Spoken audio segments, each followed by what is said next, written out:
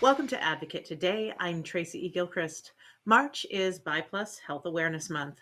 Bi people are at greater risk of physical and mental health issues, violence, and wage gaps compared to gay and lesbian people. Here with me now is Nicole Kristal. Nicole is the president and executive director of Still Bisexual, an organization working on public acceptance, awareness, and other factors in promoting bisexual health and wellness. Nicole, thank you for joining me. Thank you for having me. Of course. Well, I would love to begin with you just sharing a bit of your background and your advocacy with starting Still Bisexual and the work that you've been doing with that. Sure. I'd written a book in 2006 called The Bisexual's Guide to the Universe, which won a Lambda Literary Award. And it was kind of a tongue-in-cheek, kind of jokey book about being Yeah. bi. And I was 25 and it was fun. But then about 10 years later, I noticed nothing had improved for our community. And I Mm, thought, what's the main thing people don't get? They don't get that we're still bisexual, that it's an orientation that sticks, that hangs around. So what if people told these stories of how they realized that their bisexual orientation was lifelong? So I started filming people flipping cards, and they'd write their stories on them. And at the end, it would always say, and I am still bisexual. mhm. So it was to try to create this affirming storytelling for people to see that, yeah, this is valid and this is a real identity. This isn't just a transitional identity.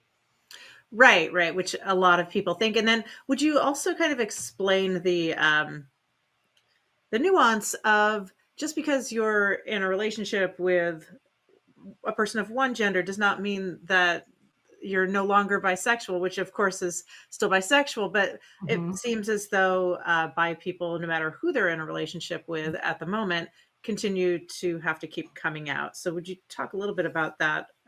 Yeah, well, sexual orientation is about attraction, not behavior, right? So you wouldn't look at a straight man who's married and call him, I mean, like, he's still going to fantasize about women, even though he's in that marriage. So his sexual identity doesn't disappear because he's married. So why would you Right. assume that of a bisexual person? Does that make sense? Oh That's how yeah, I try to totally. like explain it is like, you're still going to walk through the world experiencing your attractions, but you're not necessarily going to act on them unless you're polyamorous, which is also valid. Yeah. But for example, I'm bisexual. I'm in a relationship with another bisexual woman. We're engaged and we are monogamous and we are still bisexual. We'll still, watch a TV show and be like, oh, that guy's kind of hot, we're not threatened by it. And it's part of who we are and how we walk through the world.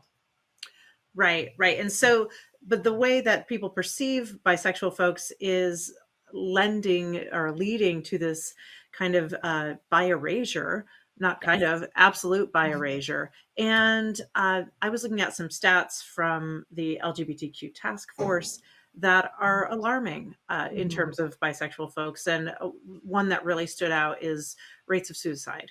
Uh, Yes.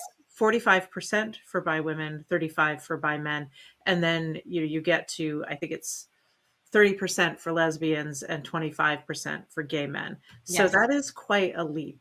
Would you talk about how you've been addressing issues like this with Still Bisexual and the work that you do? Yeah, well, for starters, we have a fact sheet called Little Known Facts About Bi Plus People, and you can see it on our website, stillbi.org, where we kind of cover all of those alarming statistics. And I think that exists because there aren't a lot of resources for our community. I think the gay community feels like they don't need to address bi issues, and the straight community feels like they don't have to address bi issues. So that's what Still Bisexual is trying to do.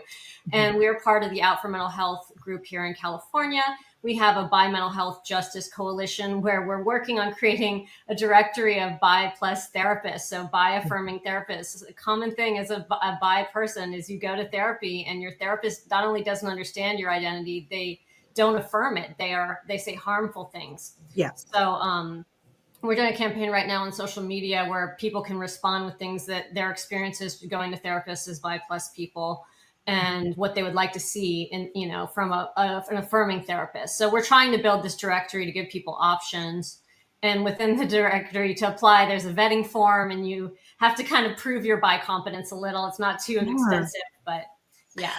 Well, would you mind sharing, because you did write a blog post about it, and Mhm. part of this is pulled from your experience with a therapist that you've been seeing for quite a while, who's also a lesbian. So, Mhm. by virtue of being queer, doesn't mean you get it.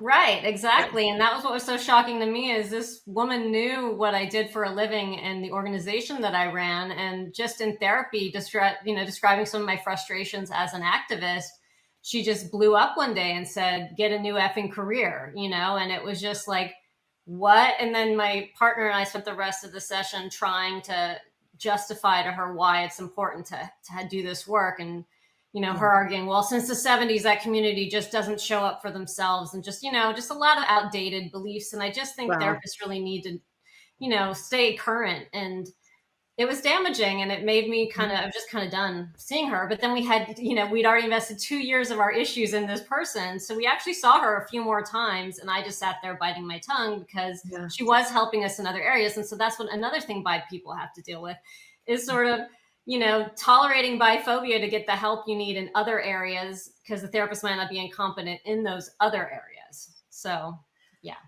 Yeah, well, I'm sorry that you went through that. It's kind of, I mean, it's not shocking, but it is shocking. So I'm sorry for that. And then I wonder, would you touch on, I was looking at some more of these stats, and then some of the stats around eating disorders for bi women as opposed to lesbians, or drinking, and these are big stats. And I wonder, how can allies help with making bi people feel welcome and heard and affirmed, as you've said?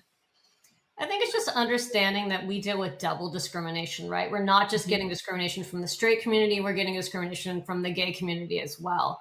So that's why there's so much stigma. That's why it creates such greater health disparities. And then you pair that with the lack of resources for our community and feeling invisible and erased, and like, oh, I really must be gay, or something must be. So we spend so much time in our identity trying to be accepted to be in these spaces. Because when you're a bi plus person, you go into a space and usually it's not a purely bisexual space. It's usually a gay space or a straight space that you're navigating. So you get used to this outsider feeling. And I think that can lead to some of the disparities that you're discussing. And I think, if you want to be an ally to a bi person, you don't have to be a bi plus person. You can be in a space hearing people talk smack about bi plus people as a lesbian or a gay man and say, hey, actually this isn't okay what you're saying. Stand up for us, because we're not always there to do it. Don't just fall into that kind of schoolyard banter with your buddies, And a lot of times, I mean, when you go into a purely gay space, if you bring up that you're bi, at least this has happened to me a lot of times, people will secretly come up to me and be like, yeah, I'm bi too, but I'm passing as gay right now because I want to get a date tonight, or I want to feel accepted, so that's heartbreaking too. Yeah. And also the number of bi people I know who will not go to gay spaces because of the biphobia. So they're not even connecting with the community in gay spaces anymore because they've just decided it's too harmful. Wow. Well, I'm sorry. That's really hard to deal with. I'm sorry on behalf of gay people. You don't have to be sorry. You've been a wonderful bi ally for 8 years to our group. So thank you. Thank you. And I finally just want to ask, for bi folks, where can they go to find some of this information for Bi Health Awareness Month, and, and just in general to connect?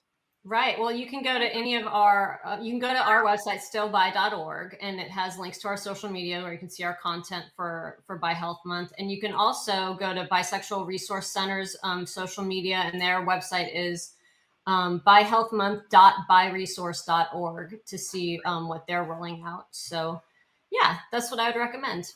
All right. Well, Nicole Kristal, President and Executive Director of Still Bisexual, thank you for joining me here today. Thank you for having me. I appreciate it. Yes. Happy Bi Health Month. Yes, happy Bi Health Month. Thanks again to Nicole for speaking with me. You can learn more about Bi Plus Health Awareness Month at stillbi.org, and you can visit the Advocate Channel on all streaming platforms or online at advocatechannel.com for more content and coverage that advocates for all. I'm Tracy E. Gilchrist. I'll see you next time.